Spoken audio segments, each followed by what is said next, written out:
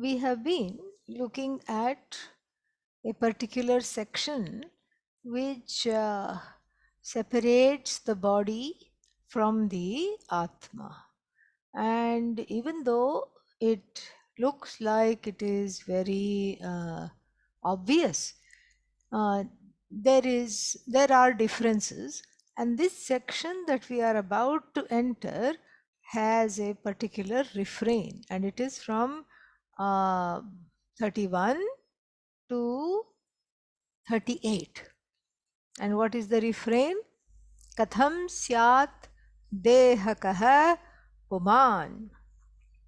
So this Purusha, how can it be? Dehakah means that which has a body. Dehakah. So that which is embodied, or that which is the body. Deha. Katham syat deha. Puman would have been enough, but this ka is used in the diminutive and in the pejorative sense. The word ka has the sense of small, and it's a pratyaya, it's a suffix which has the sense of smallness and also in the sense of pejorative. It's like nothing. So this is the refrain. We saw in verse 30 that the author attacks the Shunyavadi. So, Shunyavadi means the one who says Atma is non existent, not existent at all. So, why are we talking about it? We should also not talk about it, because there is no point in talking about something non existent. And so, this is what is being refuted here. And so he says that. Who says that there is no Purusha, there is nothing.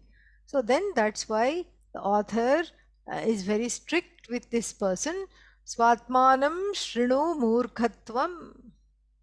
So listen to the Atma. How? Shrutya, Yuktya, Shrutya Yuktya Ja, Purusham Shrinu. See the references to the Purusha in the Shruti, and then use your own brains a little bit, yuktya, through logic, etc. And what is it? Sadakaram, it is existence. Sat akaram yasya sadakaram. So it is of the nature of Sat. What is the meaning of Sat? Existence. So it is already of the nature of existence, and then you are calling something non existent. You are calling the existence itself, the source of all existence. You are saying what? It is non existent. Shame on you, because it is beyond the body. You cannot see it, you cannot objectify it, and you think it doesn't. Therefore, you think what? This does not exist. And therefore, he says, Sudurdarsham. This is very difficult to fathom. For who?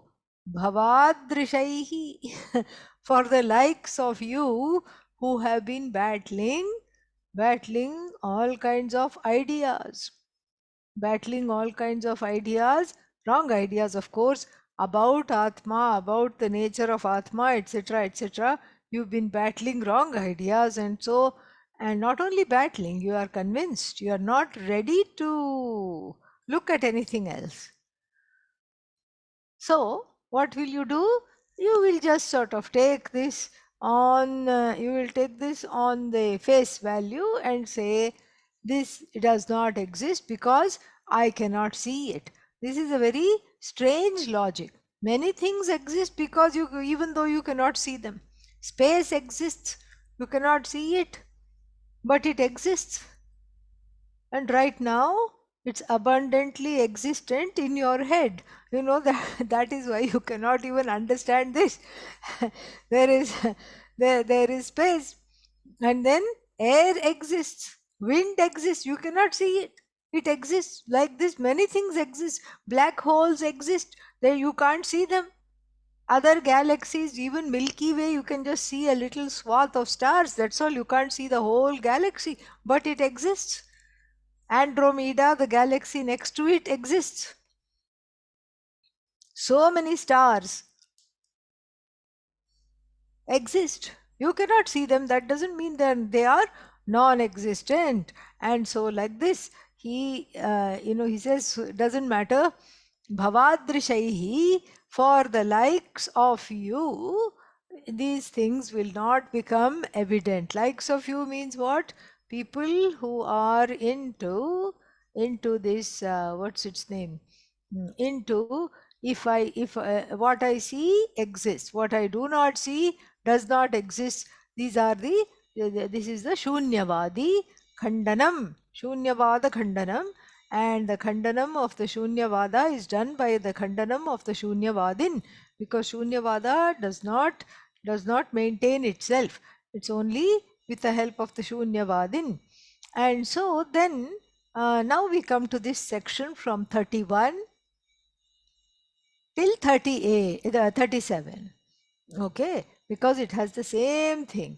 Katham syad dehakaf puman. You see the refrain here.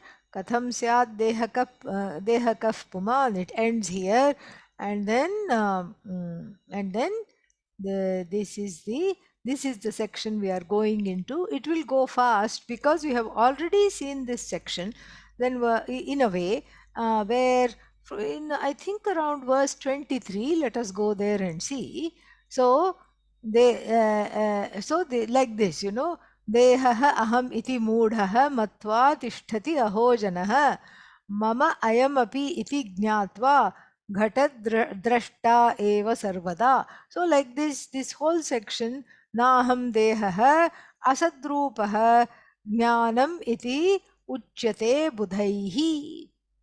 And this section is repeated here. And why is it repeated here? More or less, it is repeated here because earlier the differences between the body and the Atma were brought about by what is that called, yukti, with the help of logic. Because from the from the standpoint of that which is evident, the person is wedded to that which is evident. So from there to straight away go to formless Atma, that is you, is not tenable at all, because that person cannot make the journey. And so therefore this intermediary logic is given. The logic, even though logic is not the pramana, logic cannot be the pramana. Logic cannot make you know this. And because logic exists, because you exist, you are operating the logic. So it cannot be a means to know you. Correct? And so therefore what? So therefore the logic is just a little appetizer, a warm up to the one who says Atma is non-existent, or what else can they say? Atma is the body, Atma is the mind, Atma is the is the senses, etc.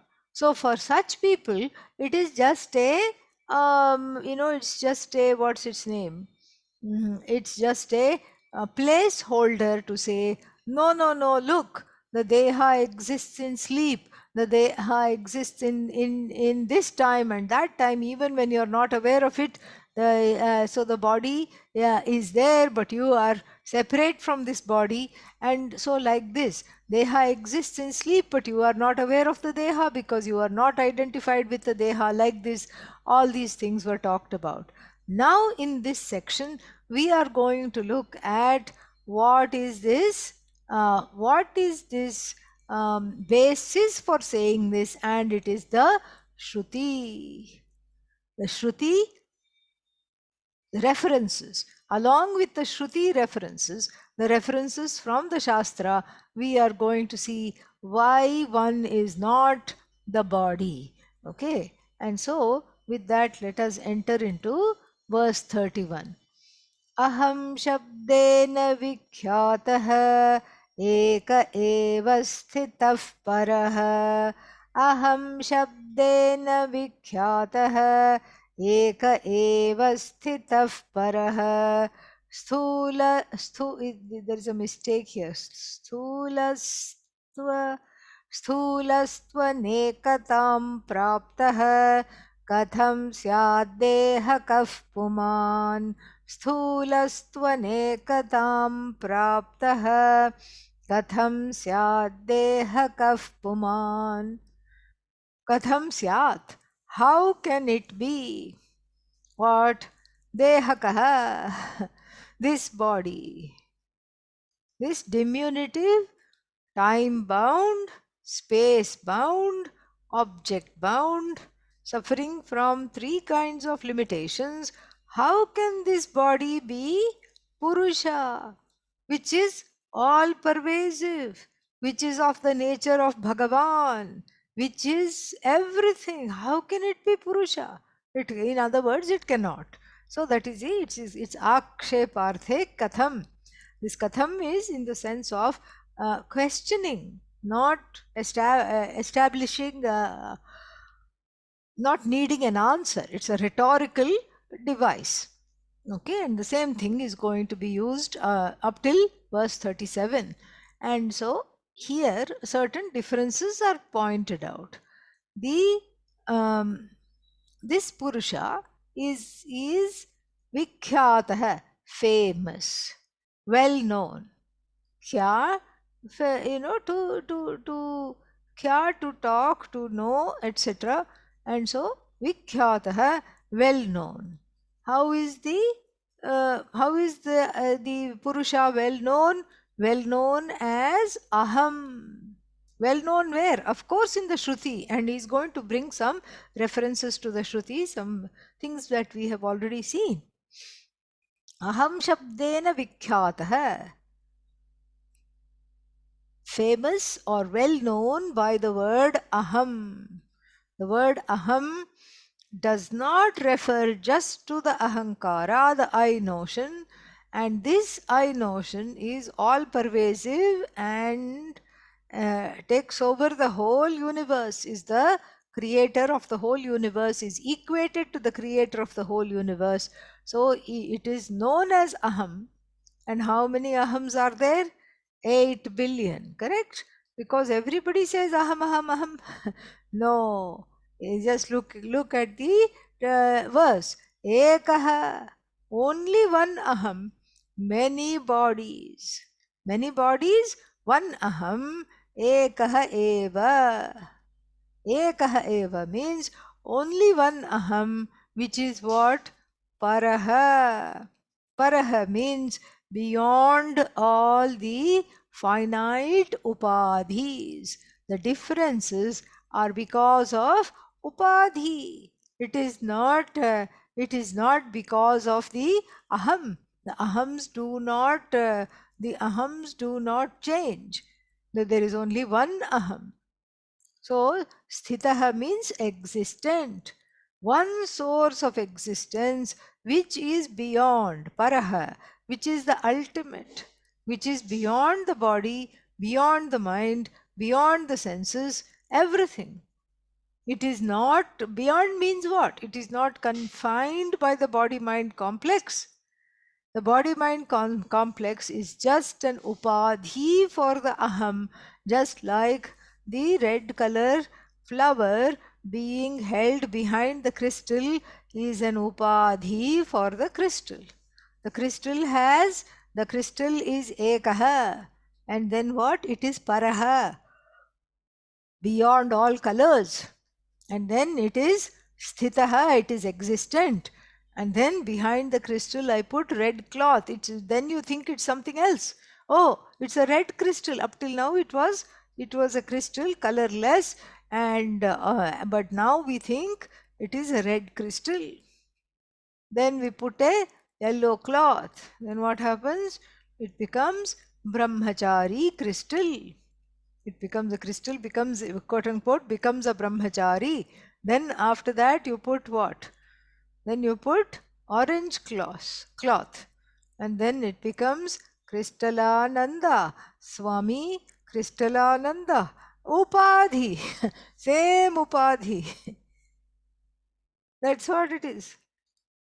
So then, you put a white cloth, then it becomes a Buddhist or a Jain monk. That they wear white. And so, like this, there is all kinds of upadhis. But it is this aham is behind the all the upadhis. This one aham is there. So this is what has to be understood. And so this is the whatever experience you talk about, it is all, it is the common factor for all experience: happiness, waking, sleep, everything. What is the common the common thing in all this? I i am the sleeper, I am the waker. That I is common. So then, so they, of course, the mind etc is there, but we are here just talking about the body in this particular section. So the mistake is that we equate the body with the consciousness. Consciousness is indeed the body, but body is not, the consciousness, sorry, the other way around. Body is consciousness, consciousness is beyond the body. So the primary meaning of aham is what? Without dimensions. That is the thing. And if you remove all these upadhis, then what? Then you get the aham that is being talked about here. Remove means cognitively, of course, not really. Nobody is asking one to really remove. So then, if you remove the upadhis, what happens? There is only one aham. And along with the upadhis, you get a secondary meaning of aham, that is ahankara, the one who owns up the body, etc. So then the first meaning is the meaning given by the Shruti. This is what is called lakshyartha, not vachyartha. Vachyartha means what? The direct meaning of the word aham. What does the direct meaning of the word aham yield? The direct meaning of the word aham yields a complaining fellow. The one that says, I am, I am not okay. I am full of complaints. My body is aching. It is paining over here, and that side also is aching. Leg is aching, hand is aching, and everything is paining. This is the first, the direct meaning of the word aham. But for the Vedanta student, the word aham is understood lakshyarthena. By lakshyartha, what is lakshyartha?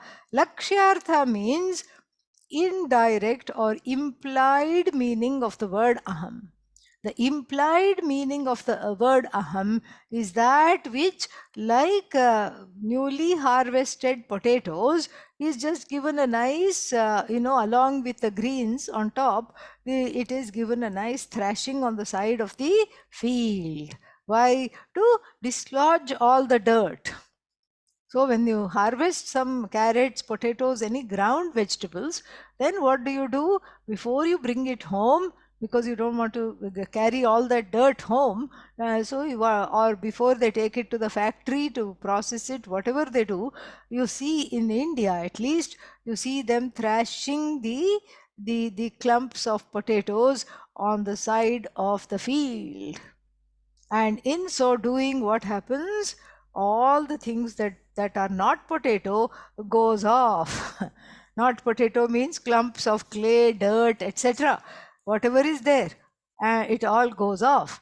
And so what remains is the potato. And so similarly, the lakshyartha means, some things are taken out.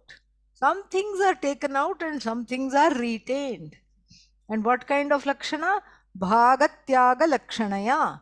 So bhaga means some things are retained, tyaga means some things are given up. So what is given up?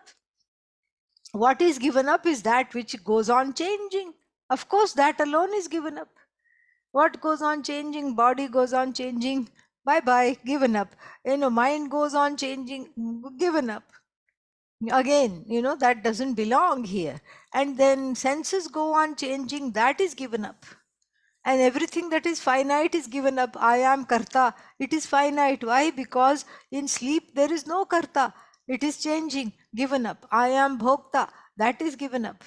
So karta, bhokta, pramata, knower, I am the knower, I am this, I am that. All the complaints are given up. Even though they shine as permanent, they are extremely temporary. So they are all what? Given up. So when you give up, give up, give up, give up, give up, then what happens? Then of course the Shunyavadi is going to say, Kuch nahi bacha hai, nothing is left. Everything has been given up. That's what we are also trying to say. Everything is like an onion. We keep peeling, peeling, peeling, but this kind of a argument is far from appealing. Okay, this is not appealing at all. To keep peeling, peeling, peeling what? I don't have any other work. Why should I keep on peeling this? So then therefore what? So therefore all this is given up, given up, given up, given up, given up, given up, given up. So what is left?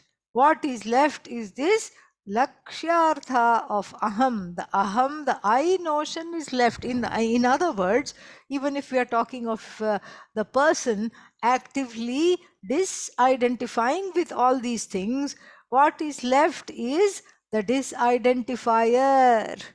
The one who gives up is left. The giver upper is left.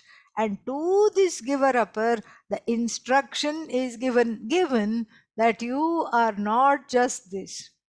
You are that which has given up everything and you still are the same.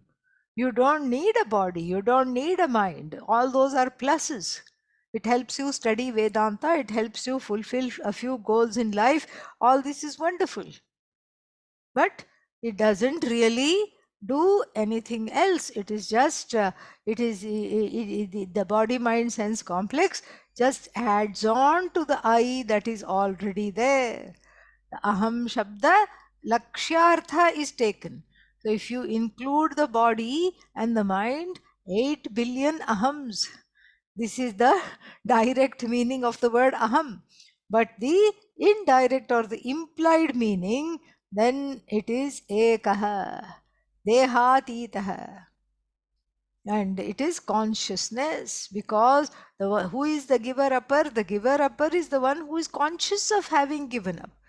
The giver upper is the one who is the observer. The giver upper is the one who is the one who is the experiencer, the one who experiences everything. So then the giver upper is what? Aware of giving up. So then we go to the next level and say the giver upper is just what? Is just awareness. What is awareness? Consciousness. And so the giver upper being just consciousness, then that is when one understands, I am not, how can this body be me? This is what is talked about. Now, aham drashtritaya siddhah deho drishyataya sthitah. Aham drashtritaya siddhah deho drishtataya sthitah. Mamayam iti nirdeshat katham syad deha kaf puman. Mamayam iti nirdeshat katham syaddeha kaf puman. This also we have visited before. Aham drashtrataya. Drashtru, seer. So the I am siddha. Siddha means evident. I am evident. To whom? Not to the neighbor, to myself. I am evident. Evident to whom? Myself. I am evident to myself as what? Drashtritaya, in the form of the seer. Because everything becomes evident to me. And what kind of I am also evident to whom? To myself. I am self evident, everything becomes evident to me, therefore aham drashtrataya siddha. I am in the form of drashta, seer, drashtru. Drashtru is the pratipadika, then it becomes drashta, drashtarau, drashtarah. But here there is only one aham, which we are talking of from the lakshanartha. So then, from the implied meaning, and so there is only one drashta. So drashtritaya, in the form of the drashta. Siddha, I exist, I am evident to myself as the seer. And then, what is the body? Is the body also the seer? No. Oh, but the eyes are in the body. Yeah, but even though the eyes are there, who is the one seeing? I am the one seeing. Body without being populated by, blessed by consciousness, aham, the first meaning of the word I, without the upadhi, is what? Consciousness. Without being blessed by consciousness, the body cannot see, can it now? No, it absolutely cannot see. Body cannot see. Otherwise, the dead body would also be seeing. And the dead body will say, don't put me on the funeral pyre. This looks terrible, dangerous. I don't want to, I don't want this to be, I don't want me to be burnt. But the dead body cannot see. Why? The consciousness is not there. Consciousness has departed from that.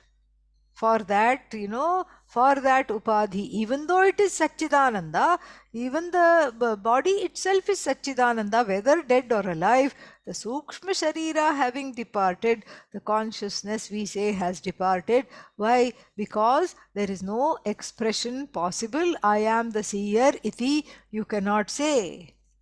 And then, so what is this body? Drishya. Drishyataya sthitah. The body, whether alive or not alive, is drishya. It is an object of perception. Whose perception? Your own perception. You are the seer and the body is seen. So this is the first reason why you are not the body, because it is seen. This is an old argument. We have seen this before. And then so we can move on relatively quickly. And then furthermore, mama ayam iti nirdeshat. Nirdesha means because of the observation, because of the experience. What is the experience? Because I am mama. This body is my body. This body is my body. So I am experiencing this body, and how do I refer to it? My body. My body is sick. My body is well. My body is strong. My body is weak. My leg is hurting. My back is hurting. This is how it is.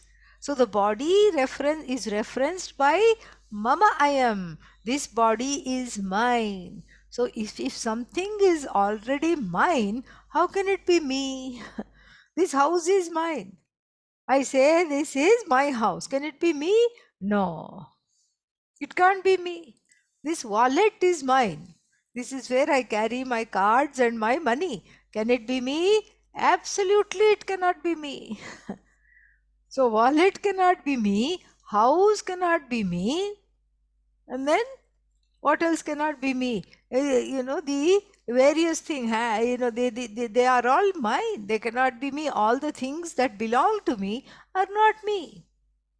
So you can even say, this is my child. It is not me. As soon as you take the child as you, trouble ensues. It is not you. And so it cannot be my child, it cannot be it cannot be me child, it cannot be me spouse. And that is what is called samsara. When the mind becomes me, samsara starts. That is when samsara starts. My house, no problem. So many things belong, there is a sense of belonging. So my house. As soon as you say me house, and if some guest comes and doesn't appreciate your house, then you drive the guest away. thinking they are a pest, not a guest. That means samsara, one has already entered.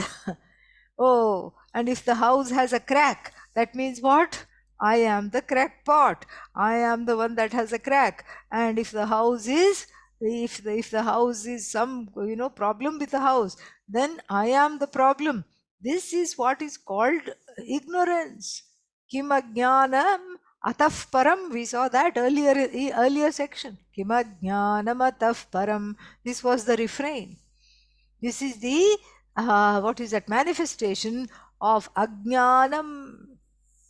So I am different. I am the experiencer. Body is experienced.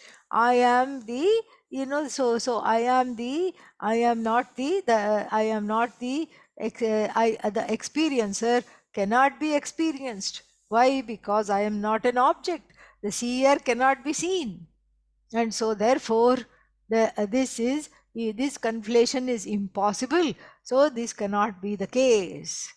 Then the next one, aham vikarahinastu deho nityam vikaravan.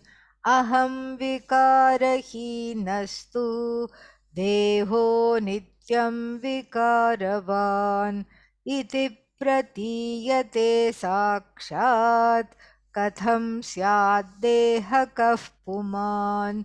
Iti pratiyate sakshat katham syad kaf puman. Tu, whereas I am vikarahinaha.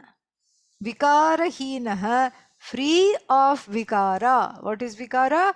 Modifications. What am I? I am the one who is free of all vikaras. How do we know? Because I am not affected by anything that happens to the body. How do we know? Go back to the previous verse. Because I say the body is sick, I experience the body as sick, but then I am not sick, because if I were sick, I would not be able to call out the body and locate the sickness in the body or the mind. The sickness is located in the body or mind by me, who is free of the sickness.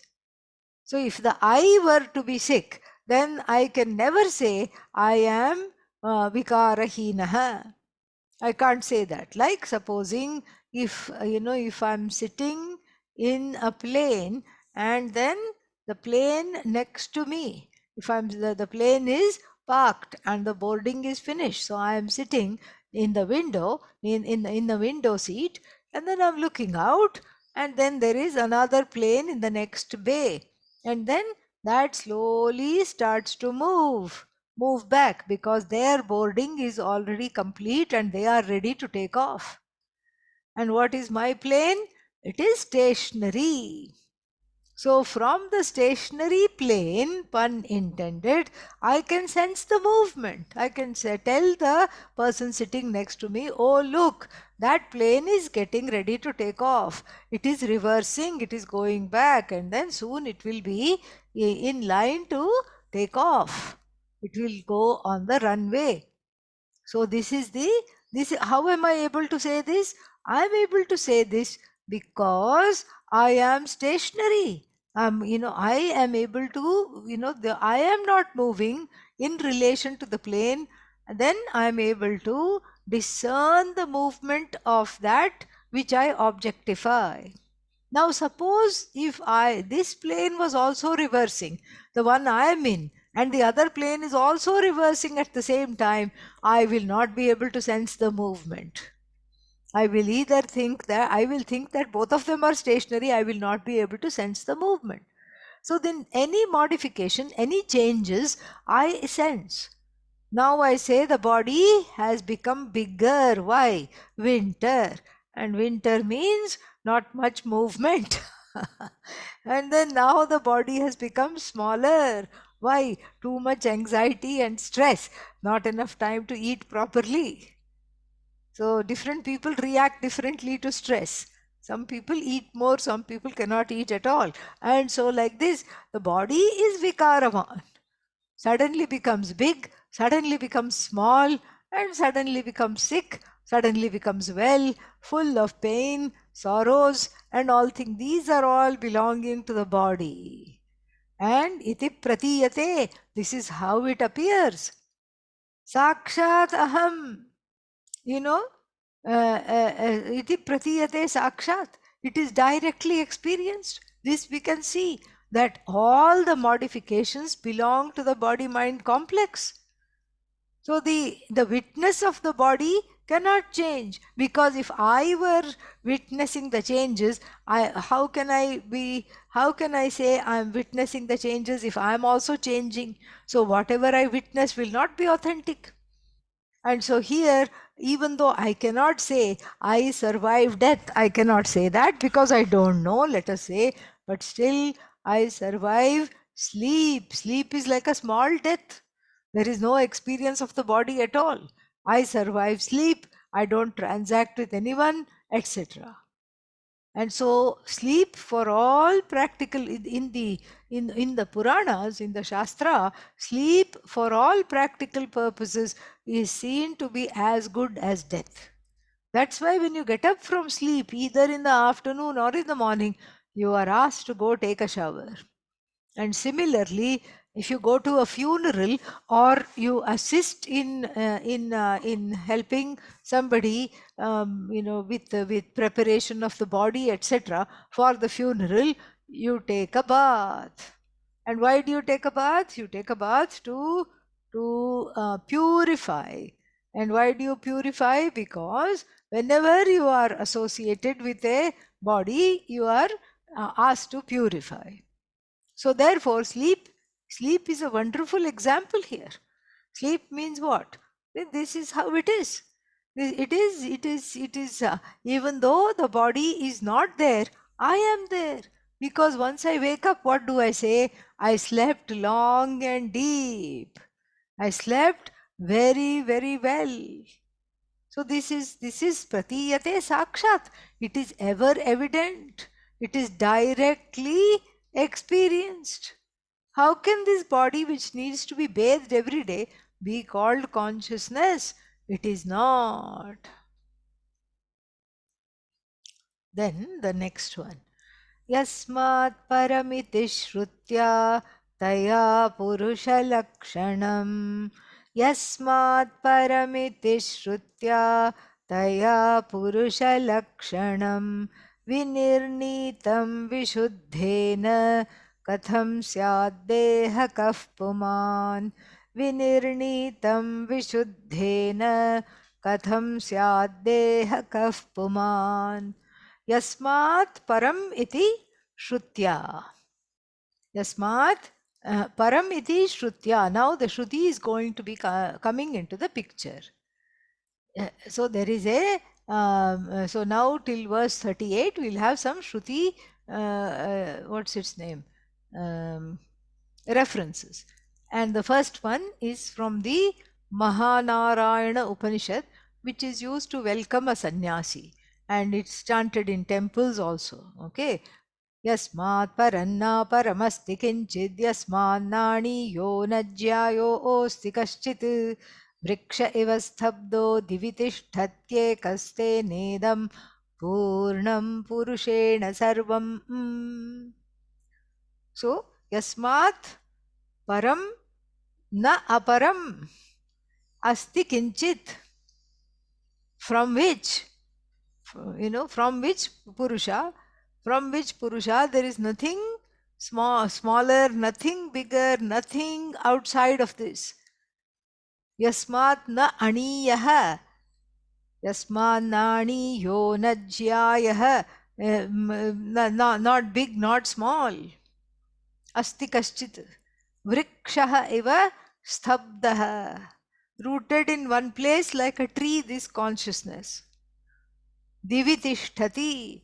Divi means dyotanatmakatvat, in this self-effulgent, as this self-effulgent consciousness, that which pervades, that which exists. How many is that? Ekaha.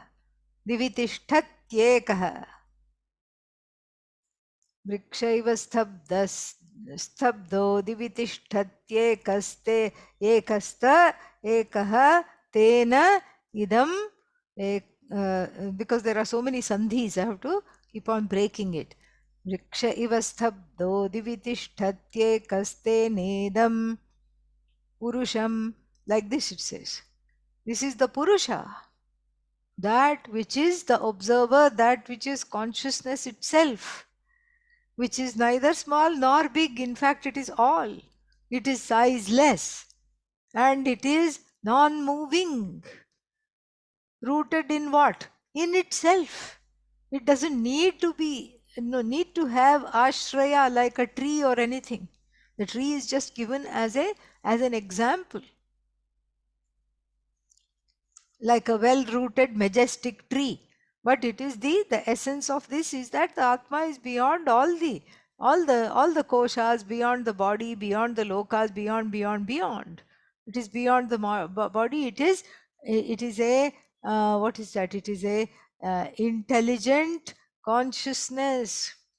And this is Yasmat Paramiti Shrutya, the Shruti that begins with Yasmat Param iti Purusha Lakshanam. Purushasya Lakshanam, the implied meaning of the word Purusha, Vinirnitam, Nirnitam, decided, Vinirnitam, well ascertained, Vishuddhena Shrutya, by clearly ascertained. It is very, very clearly ascertained, Vishuddhena Shrutya, by the Shruti which is pure, which does not have any agenda, which does not want to harm you. This Shruti which has to be trusted. That's why it is called pure. Vishuddhena Shrutya, by this Shruti which is Vishuddha, which is pure, which is without agenda, then Purusha Lakshanam Vinirnitam. The Shastra ascertains the meaning of the word Purusha as what? Neither small, neither big, all pervasive, beyond the body, etc., yet rooted in itself and blessing everything else. This was talked about. And so, how can this body be Atma? That is the 34th one. Next one, another Shruti I think is going to come. Yes, yeah. असङ्गः पुरुषः प्रोक्तः बृहदारण्यकेऽपि च असङ्गः पुरुषः प्रोक्तः बृहदारण्यकेऽपि च अनन्तममलं सृष्टः कथं स्याद्देहकः पुमान् अनन्तमलम् असृष्टः katham syaddeha puman. There is some mistake here. I'm not finding out what it is. Ananta. Oh, Ananta Mala Samsrishtaha. Yeah, the mistake is the one I was making. Okay, there is no mistake. I was thinking it's something else and I had a different orientation. Ananta Mala Samsrishtaha Katham Syaddeha Puman. So, Brihadaranyake Picha, in the Brihadaranyaka Upanishad also. In the Brihadaranyaka Upanishad also, what is that? Proktaha is told. Is told. It is told in the Brihadaranyaka Upanishad what? Asangaha Purushaha iti. So, Asangaha Purushaha iti Proktaha. Asangaha Purushaha iti Proktaha. The body is the thing is told that this is the Purusha is Asanga. Asanga Purusha Proktaha. Meaning the Purusha is uninvolved. Uninvolved means what? It is not connected with anything in the creation. Uninvolved with everything. It is not the it is beyond the body and it is beyond the mind. It is beyond all relationships. And so, because body means what? It's connected to the five elements, it's connected to everything. Body is belonging to the satta, the truth called empirical reality. Purusha belongs to what? The absolute reality. So it is asanga. This is in the section of the Brihadaranyaka Upanishad called Jyotir Brahmana, fourth chapter, I think third section. Somewhere you will find this Asango hi ayam purushaha, a very important vakya. So the sangha means any kind of connection is there for the body, is there for the mind, is there for the senses. The body is connected to time, for example. That's why it is what? Time bound. The body is connected to space. That's why it occupies this much space at a given time. The body is connected to other bodies. This is my mother, this is my father, this is the spouse, this is the child. The body is connected to other objects and other bodies. So what is the purusha? Asangaha, free of relationships, free of transcending all changes, and it is belonging to the order of the reality called Paramarthika. And how can this body, which is what? Ananta mala samsrishtah. Samsrishtah means this is the this is the what is that? Associated with all types of impurities. Not just physically, needing to take bath because of dirt and dust, but also various kinds of mental formations, unbridled desires, kama, krodha, etc. All of these things comprise the body. So the body is connected to all kinds of things. That body means includes mind also here. So ananta means body is also ananta. How? Endless. It has endless impurities. It has endless problems. It has endless complexes centered on it. Body centered complexes are endless. You just ask a person, what are all the, please tell me what you don't like about the body. And what will the person say? Especially if they trust you, if they are a friend, they will say, how much time you got? I'll tell you, no problem. But keep keep your whole lifetime free to hear this answer, because that's how long it will take. Where to start? You start with the head, of course. From head to toe, there will be complexes. I don't like my head. Why? It is too big.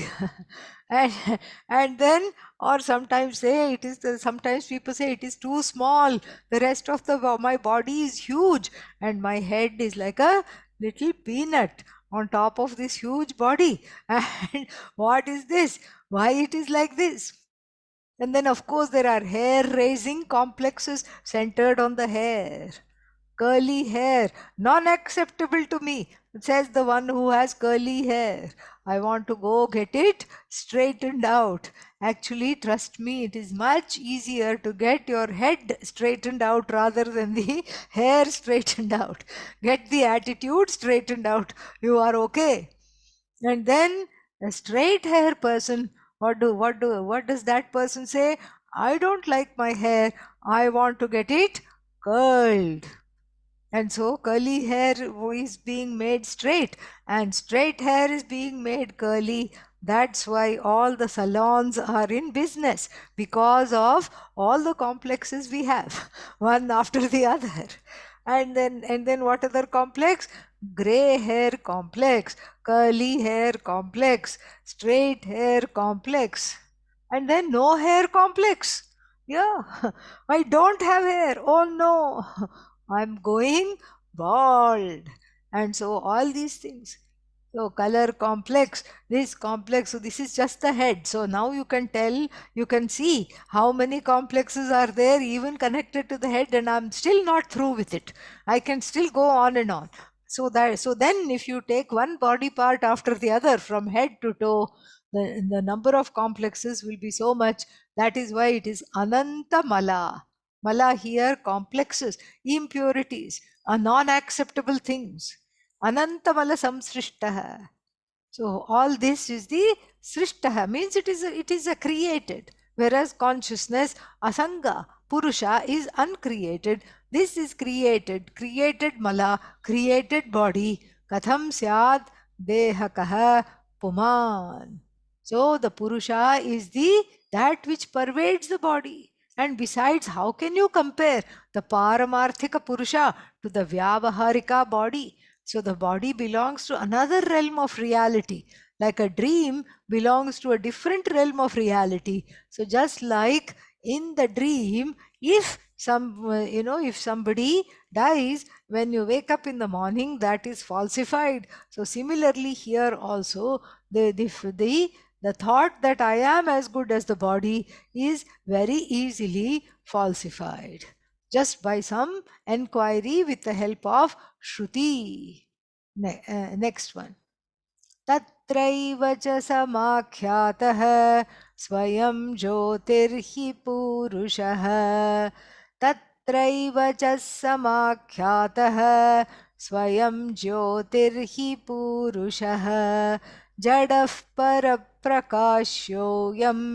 कथं स्याद्देहकः पुमान् जडः परप्रकाश्योऽयं कथम स्याद्देहकः पुमान् tatraiva. Tatra means there only. Where? In the Jyotir Brahmana portion of the Brihadaranyaka Upanishad. So the author makes it clear that he is devoting 2 verses to the Brihadaranyaka Upanishad. Tatraiva cha samakhyatah. It is well established, well told. What? Swayam Jyotirhi Purushaha. The nature of this Purusha is Swayam Jyotihi. Swayam Jyotihi means the light that never needs to be lit by anything else. Self-lit Purusha, self-evident. Everything becomes evident to the Purusha, and Purusha it doesn't need to be lighted up by another Purusha. So Purusha is not lighted up. Purusha is the lighter up of itself and everything else. Whereas what is the body? Jadaha. Swayam Jyotihi means of the nature of consciousness, of the nature of all knowledge. So Asangaha and Swayam Jyotihi. Sat and Chit. This Purusha is now described from the standpoint of Chit. And Chit means consciousness, all knowing. And so this is what the Atra means Tatra, right here in the Swayam Jyoti, in the Jyotir Brahmana. It is said that the Purusha exists without needing any proof. So that's why I keep asking you the question, are you here? It does not need any pramana to prove itself. It is itself the pramana. And then whereas other things, the body needs to be, is a product of consciousness. Even without being conscious of consciousness, you are consciousness. Whereas the body you are conscious of. So the self-evident consciousness in the form of I is being talked about here. You are conscious of yourself. Because you are conscious of yourself, you are self-conscious. That's why you are able to see everything. That's why you are able to register everything. And so this Chaitanya, Swayam Jyotihi, another Sanskrit word, Swatas Siddha. Jadaha means not Swatas Siddha. Paraprakashyah. Paraprakashyah means it is lighted up by some other entity. So Chaitanya and Jada are like light and shadow. They have nothing to do with one another. Chaitanya lights up Jada. Jada need not light up and cannot light up Chaitanya. Why? Because that's how it is. How can that which is inert and that which is tamas, full of tamas, the body is product of tamas, and so tamas means ignorance. So that which is ignorant of itself, which is needing another entity to light it up, how can it light up that?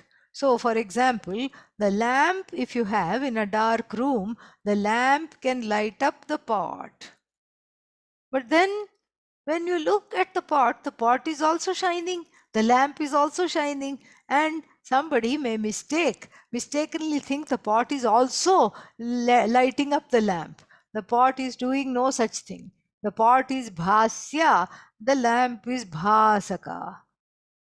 And the lamp is Swayam Jyoti. The lamp does not need another torch or a flashlight to bring that to light. The lamp itself is lit up, and then in the area where the lamp light is there, whatever comes in that area is also lit up. So the body is what? Chaitanya Siddha. It is established by consciousness. Without the blessing of the consciousness, the body existence cannot be even understood. And so therefore what? The body is not, Atma is not the body. Body is inert. It is a bundle of just organs and matter and energy. That's all it is. It has to be paraprakashya. Paraprakashya means lit up by consciousness, which is aham. So how can I be? How can I be this body? That is the idea. Okay, then let's see.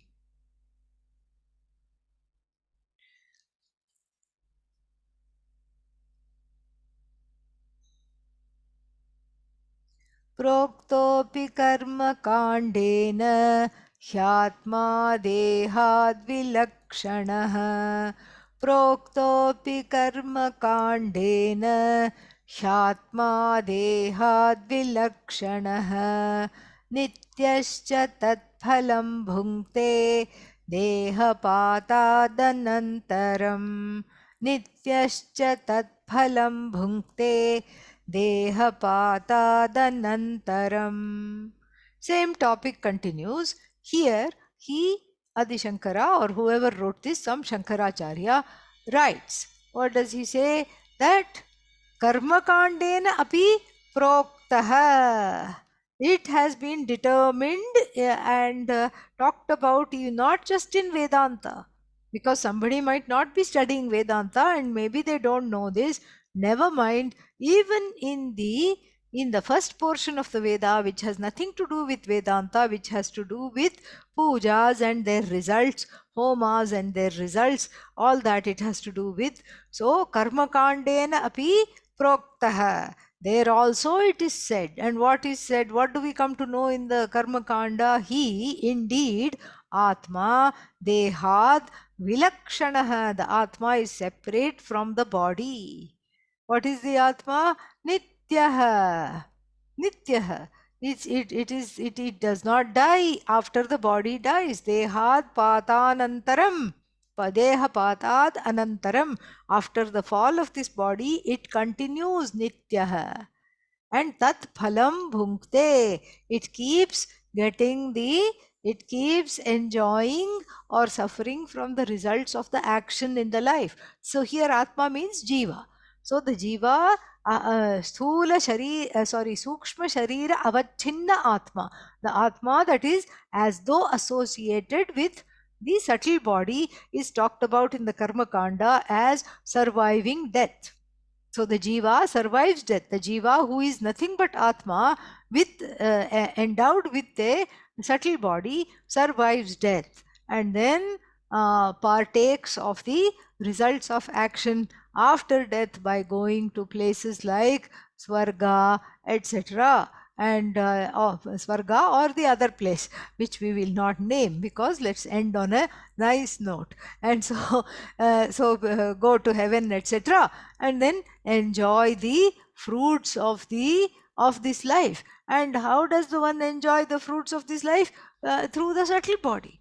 And so therefore that which is different, now we are only talking of we are not talking of the subtle body, that will come later, but we are only talking of the physical body. This Mandu, this stubborn person has to be taught that you are not the body. So that is why the physical body is alone there. And it's a very interesting teaching device that through the subtle body, the physical body is being negated. And so the jiva, which is